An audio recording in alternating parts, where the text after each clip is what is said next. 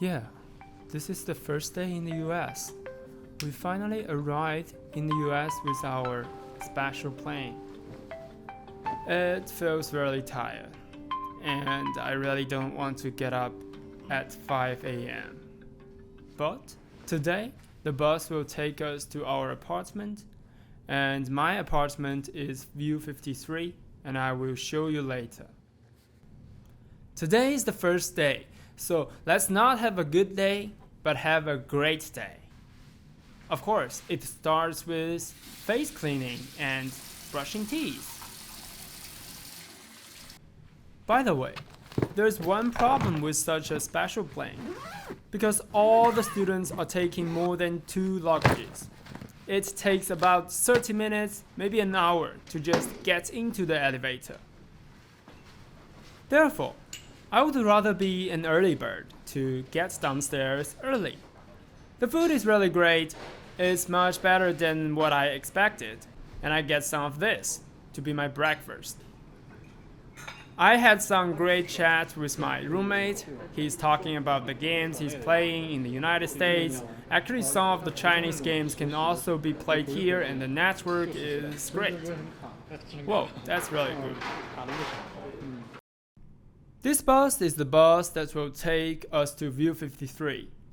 Our bus has always come the first, thanks to our captain. After around 45 minutes drive, we finally reached this beautiful scenery. This is our apartment. By the way, it looks really good from the outside. But inside, we don't have any furnitures. We can't live without furnitures as human beings. That is true, but complaining doesn't solve the problem. So, let's just start building it up ourselves. By the way, this is my roommate, and his name is Xi Jiang. We will finish it very quickly, and let's check it. What's up guys, this is Yuanjin here. Welcome to my new home in Chicago.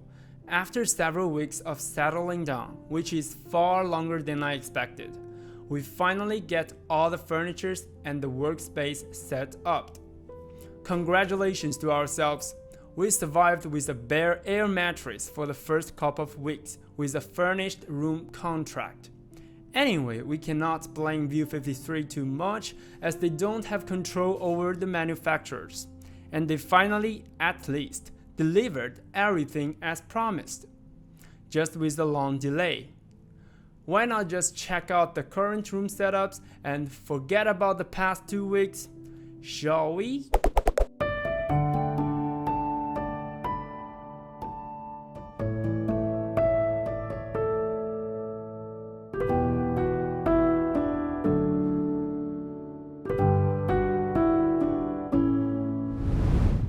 As a foreign student stepping on this land for the first time, there are a lot more things to worry about other than the furnitures.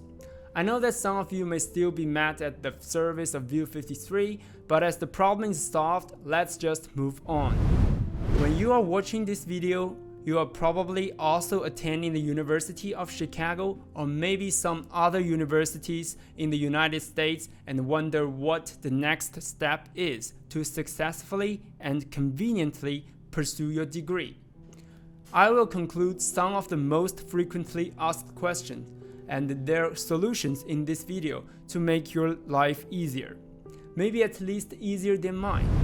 First of all, we need a US bank account and a credit card.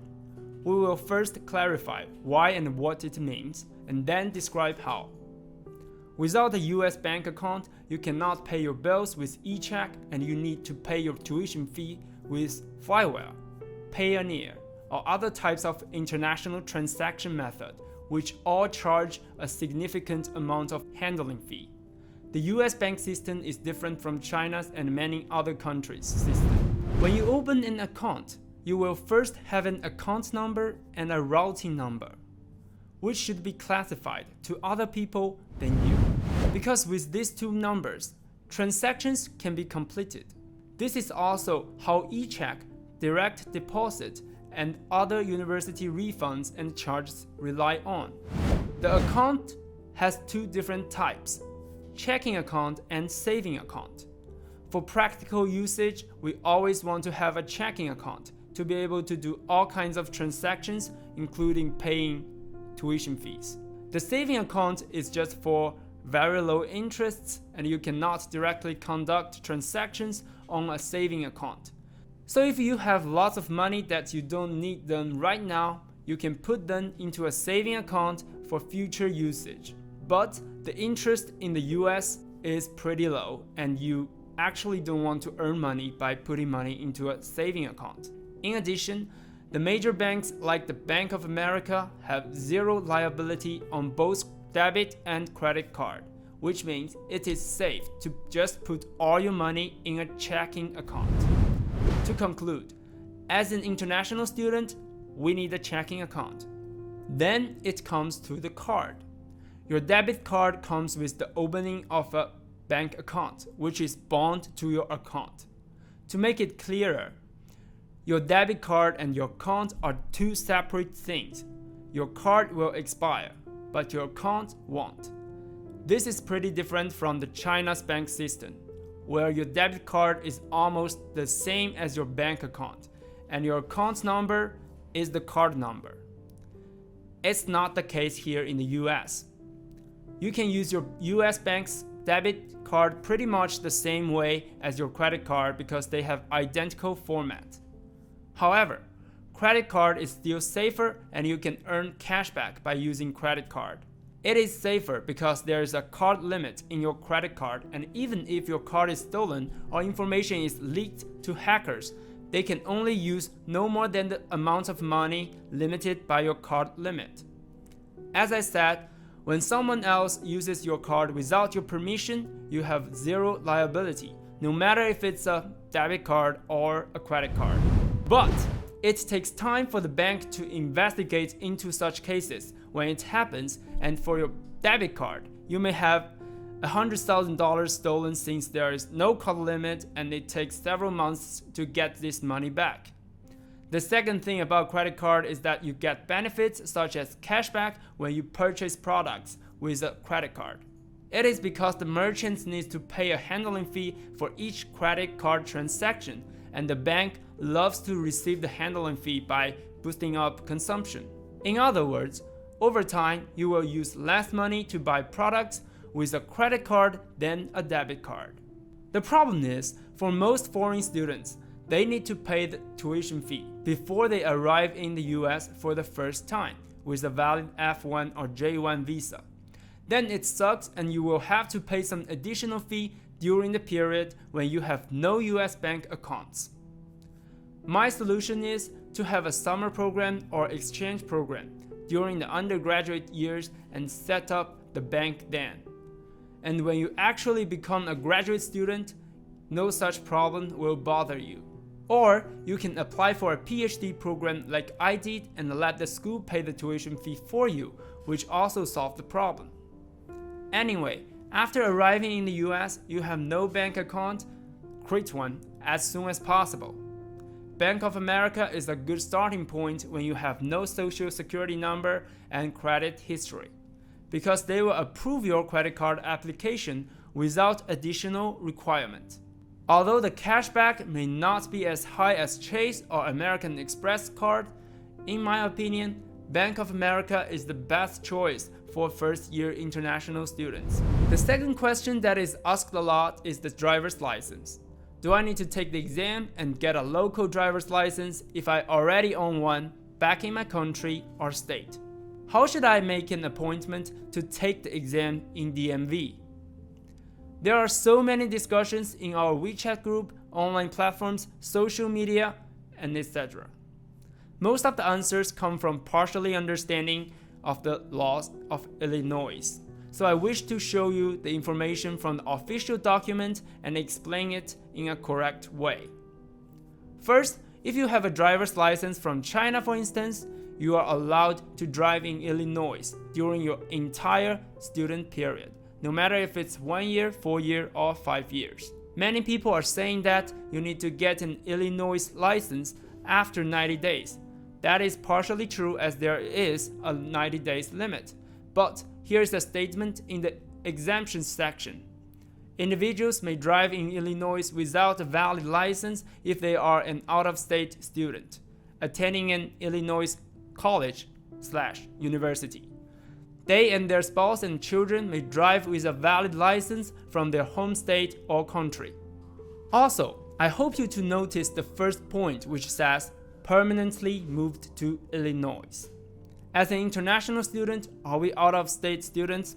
Of course we are, and the exemption is suitable for all of us.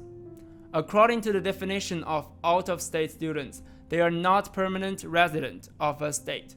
So people need to at least be a permanent resident to be considered not an out-of-state student, which means they either have a green card or are American citizens. The crucial part here is the word permanent. Some students worry about their resident status as they are paying taxes to Illinois. Does that mean they need to get an Illinois driver's license to drive in Illinois because of becoming a resident? The answer is no, because they are residents but not permanent residents. So if you already have an American driver's license in whichever state, you don't need to get a new license to drive in Illinois. So, if you already have an American driver's license in whichever state, you don't need to get a new license to drive in Illinois. For those foreign students with a valid license, for instance, a Chinese driver's license, they can also drive in Illinois without a new license according to the law. But do I recommend students with a foreign driver's license to take the exam to obtain a US driver's license? Yes. That's because some states outside Illinois do not recognize foreign driver's license. For instance, in the near neighbor state, Wisconsin, you cannot drive with a Chinese driver's license. Therefore, to be more convenient in the future, I consider it a good idea to just get an Illinois driver's license so you can travel with a car in the United States. The next question is how to make an appointment to take the exam. A simple answer is that you don't make an appointment, but directly go to a Secretary of State facility with all the documents. What documents are required?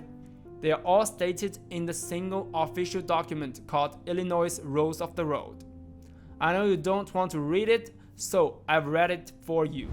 To obtain a real ID, you need proof of identity, proof of date of birth, proof of social security number, proof of signature, and 2 documents to prove Illinois residency. Real ID means that your driver's license can be used to take a domestic flight in the US. But if you just want to have a driver's license but not a real ID, you only need 1 document to prove your residency. According to the rules, you always need a social security number to apply for a driver's license. But in reality, many international students are not eligible to obtain a social security number. There is another license called TVDL, Temporary Visitor's Driver's License, which is dedicated to people who are not eligible for a social security number. This license is valid for 3 years and is probably what most master program students are going for. To conclude, there are 3 types of driver's license in Illinois. First, Illinois driver's license plus real ID. Second, Illinois driver's license. Third, TVDL. The required documents are all provided below in the description. Please take a look before going to the DMV, and you're welcome. The final piece of information I would like to share with you in this video is how to apply for SSN, the 9-digit social security number. The single most important first step is to check in with OIA when you enter the US border. Many students forget about that, and some are unfortunately to be expelled and lost their student status. Let me emphasize it again. Check in with OIA as soon as possible. The next thing is to obtain an employment letter and a support letter from the school. There are 2 paperwork and are physical papers. Electronic versions are not okay. The concrete steps to get these files are clearly written on the website of UChicago. I cannot read that for you this time, as you really need to read them carefully and make sure you have all the required documents ready in your hands. Finally, it is to wait for 10 days before making an appointment with Social Security Administration office. You need to call them and get used to the US phone call styles, which is prepared to wait for 30 minutes before someone picks up your phone. Above are the information that I wish someone told me before I came here in Chicago, and I hope some of you will benefit from that. By the way, this is my first video recorded in Chicago to share some experience and life with you. If you consider the content interesting or helpful, I hope you can kindly give a thumb up and subscribe to the channel for more awesomeness in the future. And I will see you next time.